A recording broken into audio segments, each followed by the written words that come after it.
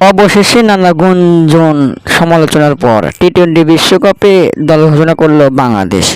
যুক্তরাষ্ট্রের বিপক্ষে টি-20 সিরিজ ও টি-20 বিশ্বকাপের জন্য শক্তিশালী স্কোয়াড নিয়ে টাইগারদের দল ঘোষণা করল বিসিবি।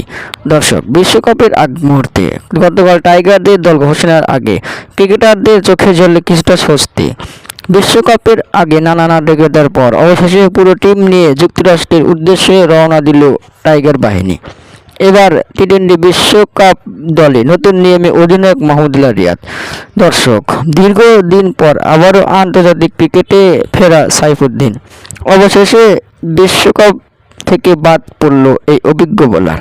তাসকিনের ইনজুরিতে মুখ খুলছে হাসান মাহমুদের, তবুও তাসকিনকে নিয়ে যাবে টিম ম্যানেজমেন্ট। জিম্বাবুয়ে সিরিজে টাইগারদের পারফর্ম দেখে তো হতাশ ভক্তরা। অনেকের ধারণা, দেশের মাটিতে এমন পারফর্ম তাহলে টি-20 বিশ্বকাপে কি করবে বাংলাদেশ।